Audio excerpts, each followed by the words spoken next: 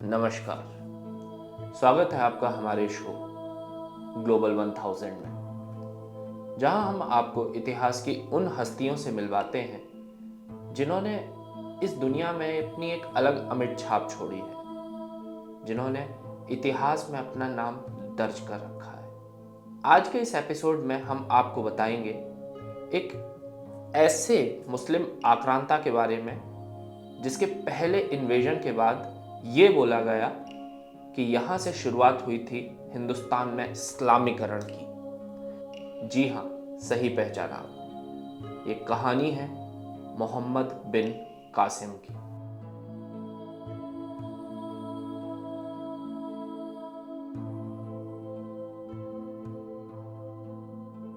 मोहम्मद बिन कासिम का नाम इतिहास को जानने वालों ने जरूर सुना होगा। एक ऐसा इस्लामी आक्रांता जिसका जीवन काल मात्र 20 वर्षों का रहा, लेकिन उसने ऐसे ऐसे कुकृत्य किए कि इतिहास उसे आज भी लानतें भेजता है। सिंध के राजा दाहिर के साथ हुए उसके युद्ध को भारतीय उपमहाद्वीप में इस्लाम के सबसे शुरुआती आक्रमणों में से एक माना जाता है।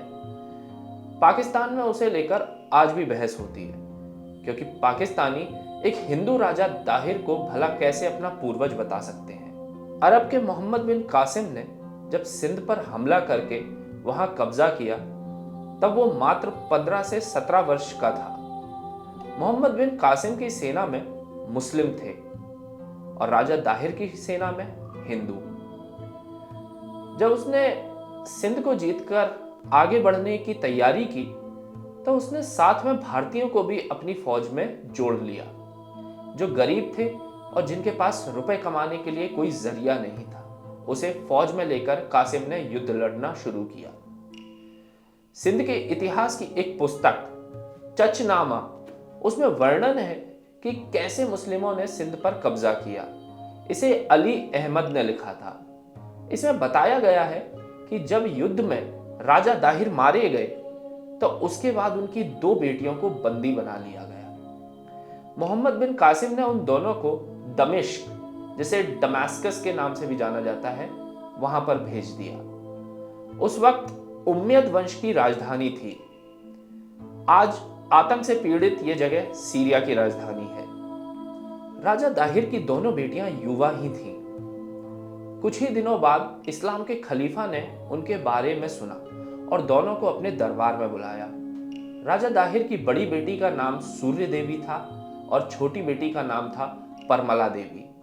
खलीफा वालिद बिन अब्दुल मलिक सूर्य देवी के सौंदर्य को देख मोहित हो गया और उसके भीतर हवस की आग जाग उठी। इसके बाद उसने आदेश दिया कि परमला देवी को वहां से ले जाया जाए, जिसके बाद उसने राजा दाहिर की बड़ी बेटी सूर्य देवी के साथ जबरदस्ती करने की कोशिश करी।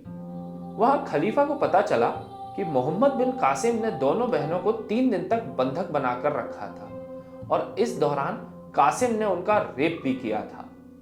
यह जानने के बाद खलीफा का खून खौल उठा और उसने तुरंत कलम दवात निकालकर कागज मंगवाई। असल में तो खलीफा इस बात से नाराज था कि मोहम्मद बिन कासिम ने सूर्य देवी के सतीत्व को भंग कर दिया है, जबकि ऐसा करने का अधिकार सिर्फ उसे, यानी खलीफा को ही था। वो इस बात से नाराज था कि उससे पहले किसी ने इन लड़कियों का रेप कैसे किया। उसने तुरंत आदेश जारी किया, मोहम्मद बिन कासिम जहां भी और जिस भी अवस्था में हो, उसे कच्चे खाल में सिलकर खलीफा के दरबार में पेश किया जाए। इसके बाद खलीफा का आदेश मानते हुए उसके सैनिक ने उसे बैल के चमड़े में सिलकर एक ट्रंक में डाल दिया और दमास्कस की ओर भेज दिया। कहते हैं कि खलीफा के आदेश के मुताबिक उसने ही सैनिकों से ऐसा करने को कहा था। हालांकि रास्ते में ही कासिम की मौत हो गई थी। जिस अल्लाह के नाम पर उसने मारकाट और खून खराबा मचाया था, वो उसे ही प्यारा हो गया। खलीफा उसकी लाश देखकर बहुत खुश हुआ था। हालांकि इस्लामी इतिहास के हिसाब से लिखा गया चचनामा इसके बाद यह भी लिखता है कि सूर्य देवी ने अपने पिता राजा दाहिर की हत्या का बदला लेने के लिए खलीफा से झूठ बोला था और इसका पता चलते ही खलीफा ने दोनों बहनों को घोड़े की पूंछ से बांधकर तब तक घसीटा जब तक उनकी जान नहीं निकल गई। इतिहासकारों में कासिम की मौत के कारण को लेकर मतभेद है। एक वर्ग कहता है कि उसके ही चचेरे भाई इजाज ने गुटबाजी करके खलीफा को उसके खिलाफ भड़काया था। कई वर्षों तक सिंध और मुल्तान अरब के शासन में रहा। खलीफाओं के कमजोर पड़ते ही वहां के क्षेत्रों ने खुद को स्वतंत्र कर लिया। यहाँ आजकल दावा किया जाता है कि 18 वर्ष के कम उम्र के व्यक्ति नाबालिग होता है और बच्चा होता है, लेकिन यह भी तथ्य है कि उस बच्चे की परवरिश किस माहौल में हुई है और उसे क्या सिखाया गया है, उसके क्रियाकलाप और उस पर ही निर्भर करते हैं। इसलिए इस्लामी आक्रांताओं में लगभग सारे मूर्ति भंजक और क्रूर हत्यारे ही हुए।